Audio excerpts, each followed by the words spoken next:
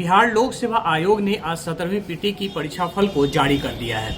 यह परीक्षाफल तब जारी किया गया है जब इस परीक्षा के आयोजन को लेकर लगातार राजनीति हो रही थी, छात्र आंदोलन कर रहे थे।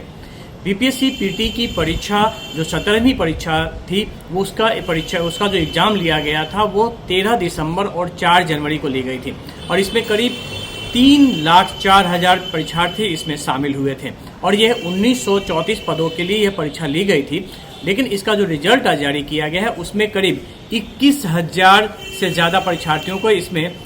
जो पास किया गया है, यानी कि 20 गुना जो पद से 20 गुना जो परीक्षाफल जो है जारी किए गए हैं। सबसे खास बात यह है कि इसमें अलग अलग कैटेगरी के जो मार्किंग किए गए हैं वो साफ दिए गए हैं और इसके लिए बीपीएससी ने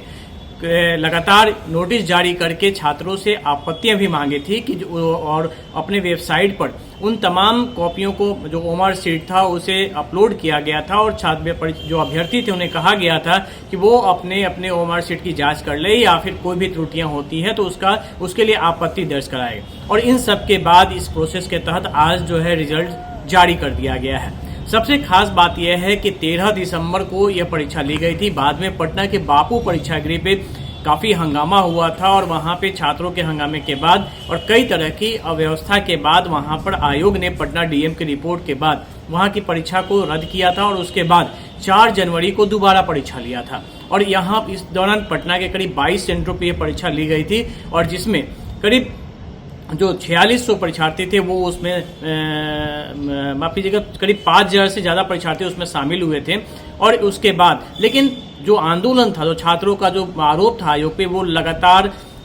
13 दिसंबर को परीक्षा लिए जाने के बाद से ही शुरू हो गया था और पटना के गर्दनी बाग जो धरना स्थल है वहाँ पर लगातार 41 दिनों से इन जो अभ्यर्थी थे उनका धरना प्रदर्शन आज भी जारी है। पिछले 18 जनवरी को नेता प्रतिपक्ष लोकसभा में राहुल गांधी भी आए थे, उन्होंने भी छात्रों से मिली थी, उनकी बातों को उठाने का उन्होंने आश्वासन दिया था कि वो संसद में उठाएंगे और लगातार राजनीति भी इस पे गर्म थी। कई बार बिहार बंद हुआ। दूसरी तरफ प्रशांत किशोर भी 2 जनवरी से आमरण अनशन पर बैठ गए थे। इससे पहले पटना में 29 और 30 जनवरी को काफ़ी हंगामा हुआ था, छात्रों पे लाठीचार्ज भी हुए थे और इस दौरान कई छात्र चोटिल भी हुए थे। लेकिन लगातार जो आंदोलन था वो उनका चल रहा था। हालांकि बीच में मुख्य सचिव से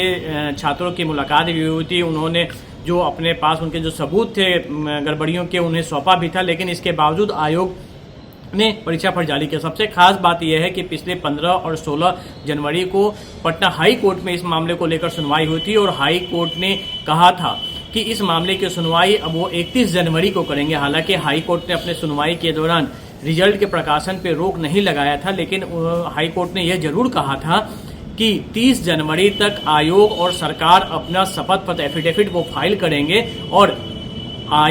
जो सुनवाई होगी, उन्होंने रोक तो नहीं लगाया लेकिन ये साफ कहा था कि जो सुनवाई होगी उसका असर परीक्षाफल पर पड़ सकता है। फिलहाल आयोग ने परीक्षाफल जारी कर दिया है और अब देखने वाली बात होगी इसमें अब हाई कोर्ट का क्या आदेश आता है, क्योंकि कई याचिकाएं पटना हाई कोर्ट में दाखिल की गई हैं।